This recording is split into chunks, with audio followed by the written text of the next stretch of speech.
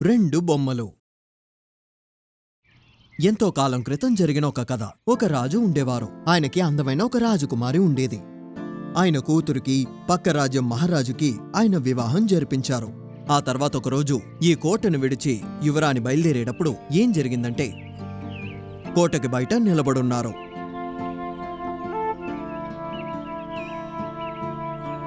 నాన్నా, నువ్వు ఆ ఇంటికి కోడలుగా వెళ్ళబోతున్నావు. అక్కడికి వెళ్ళి సంతోషంగా ఉండు. జాగ్రత్తగా ఉండమ్మా, ఎప్పుడు సంతోషంగానే ఉండు.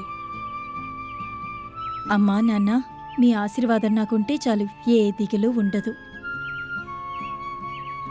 నీకు ఏ సమస్య రాకుండా నీతోటి ఒకళ్ళని తోడుగా పంపిస్తాను, దిగులు పడకు. సరే నాన్నగారు, మీరెలా ఆజ్ఞాపిస్తే అలాగా. ఇలా యువరాణి ఆ కోట నుంచి బయలుదేరిపోయింది. వాళ్లు మెల్లగా సగం దారికి చేరుకున్నాక అందరూ కాసేపు విశ్రాంతి తీసుకోవడానికి తిండి తినడానికి ఆగుతున్నారు. కాని యువరానికి స్నానం చేయకుండా తినకూడదు అనే ఒక నియమం ఉంది. అందుకని పక్కనే ఉన్న నదిలో స్నానానికి వెళ్ళింది. నది ఒడ్డున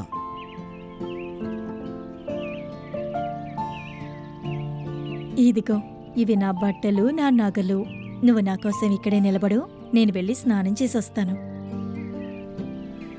సరే రాజకుమారి, మీరు చెప్పినట్టే చేస్తాను. అరేరే, నీళ్ళు ఇంత చల్లగా ఉన్నాయేమిటి? 2 నిమిషాల్లో వచ్చేస్తాను. సరే రాజకుమారి, మీరు దిగులు పడకండి, నేను ఇక్కడే నించుంటాను.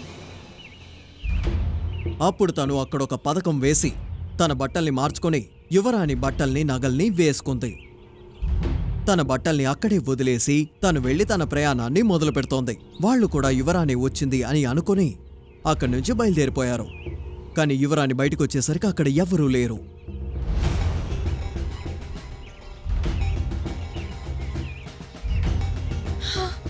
నా దుస్తులేమయ్యాయి? నా నగలు కనపట్టలేదు. ఎవరక్కడా? ఏమయ్యారు? నాతో వచ్చిన దాసి ఏమైంది? అక్కడి నుంచి తన బట్టల్ని వేసుకుని యువరాణి బయటికొచ్చింది. బయటికొచ్చి తనతో వచ్చిన వాళ్లందర్నీ వెతికితే ఎవ్వరూ లేరు. అప్పుడే అర్థమైంది వాళ్లతో వచ్చిన ఆమె బట్టలు నగలు వేసుకుని వెళ్లిపోయింది అని. అలాగే రాజకుమార్లాగా ఆ కోటలోకి తను వెళ్లబోతోంది. ఎటువంటి దిగులు లేకుండా ఎంతో ధైర్యంగా మళ్లీ ఆమె ప్రయాణాన్ని కొనసాగారు. ఆమె కోట దగ్గరికి చేరుకున్నారు. కోటకి బయట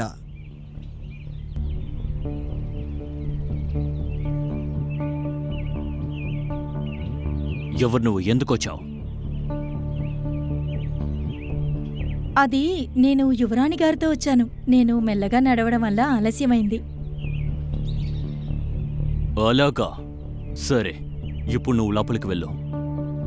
కృతజ్ఞతలండి. కోట లోపల అక్కడ పనిచేసే ఆవిడలాగా వచ్చి రాజుకి ఎంతో పని చేసి పెట్టారు. ఆమె చేసిన పనికి రాజు ఎంతగానో సంతోషించారు. యువరాణితో పాటొచ్చినామ ఇప్పుడు ఈ రాజ్యానికి రాణిగా ఉంది. కాని తనకి అక్కడ పనిచేస్తున్నది యువరాణి అన్న విషయం ఏమాత్రం తెలియదు. ఒకరోజు రాజు ఎక్కడికో బయటికి వెళ్తున్నప్పుడు, రాణి, నేను బయటికెళ్తున్నాను. వచ్చేటప్పుడు నీకేవైనా కావాలా? నాకు నగలు కొనుక్కురండి. అలాగే, ఎప్పుడూ నువ్వు అదే అడుగుతావు. ఇంకేదైనా కావాలా? వద్దు.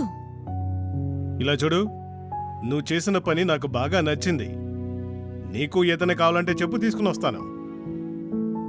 మహారాజా, నాకు 2 బొమ్మలు తీసుకురండి చాలు. మీకు నేను రుణపడి ఉంటాను. ఏంటి, 2 బొమ్మలు చాలా? చాలు మహారాజా. అలాగే.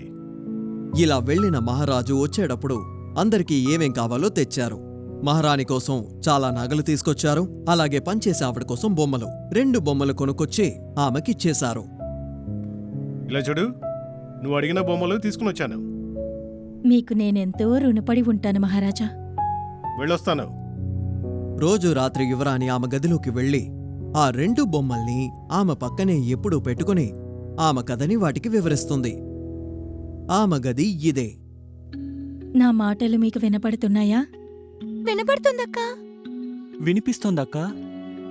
నేనొక మహారాజు పుత్రికని. నాకు వివాహమైంది. నా మాటలు మీకు వినపడుతున్నాయా? వినపడుతుందక్కా. వినిపిస్తోందక్కా. నాకు సాయం చేయడానికి మా నాన్నగారు ఒక అమ్మాయిని పంపారు. తను నాకు తోడుగా ఉండి సాయపడుతుందనుకున్నారు. నా మాటలు మీకు వినపడుతున్నాయా? వినపడుతుందక్కా. వినిపిస్తోందక్కా. వచ్చే దారిలో ఆరగించడానికి ఆగాల్సొచ్చింది. నా మాటలు మీకు వినపడుతున్నాయా? వినపడుతుందక్కా. వినిపిస్తోందక్కా. కానీ నాకో నియమం ఉంది. స్నానం అవ్వందే తినను. కాబట్టి స్నానానికి నేను నదికి వెళ్ళాను. నా మాటలు మీకు వినపడుతున్నాయా? వినపడుతుందక్కా. వినిపిస్తోందక్కా. నాకు సాయంగా వచ్చింది వేషం మార్చుకుని ఇక్కడికొచ్చింది. నేనిక్కడికి రావడం ఆలస్యమైంది. నా మాటలు మీకు వినపడుతున్నాయా? వినపడుతుందక్కా. వినిపిస్తోందక్కా. ఈ విషయాన్ని నేనింతవరకు ఎవరితోనూ పంచుకోలేదు. అంతా నా కర్మ అనుకున్నాను. నా మాటలు మీకు వినపడుతున్నాయా? వినపడుతుందక్కా. వినిపిస్తోందక్కా. ఇప్పుడు నేనేం చేయను? నాకంత అయోమయంగా ఉంది. ఇలాగే ప్రతిరోజు యువరాణి ఆమె కథని ఆ బొమ్మలకి చెప్తూ ఉండేది. ఒకసారి అటువైపు వెళ్తున్న ఆ మహారాజు ఈ కథని వినడం జరిగింది. అప్పుడు ఆయన ఆలోచించడం మొదలెట్టారు. అసలు ఇది ఎలాంటి కథ? రేపు తనని పిలిపించి దీని గురించి అడగాలి. మహారాజా, నన్ను పిలిచారా ప్రభు? అవును, నీ దగ్గర ఒక విషయం అడగాలి. ఆజ్ఞాపించండి మహారాజా. నిన్న నేను నీ గది నుంచి వెళ్ళేటప్పుడు నువ్వొక కథ చెప్తూ ఉండడం నేను విన్నాను. అది మహారాజా, కథేంటి? అసలు నీ పేరేంటి? ఎవరు నువ్వు? మహారాజా, అది నేను సీతాపూర్ మహారాజు గారి పుత్రికిని. నా పేరు సీత.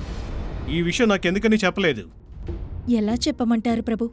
నేను చెప్పినా ఎవ్వరూ నమ్మరు. అయితే నీ దగ్గర పనిచేసే అమ్మాయే నాకిప్పుడు రాణిగా ఉందా? అవును మహారాజా. రాజు ఆయన దగ్గరున్న భటుల్ని పంపించి ఆ పని చేయడానికి వచ్చిన ఆమె ముక్కు, చెవులు కోసేసి తన్ని జైల్లో బంధించమని చెప్పారు. యువరాణి మళ్లీ రాణిగా మారింది. అందుకని ఎప్పుడూ గుర్తుంచుకోండి, నిజము న్యాయము ఎక్కడుంటే అక్కడే గెలుపుంటుంది.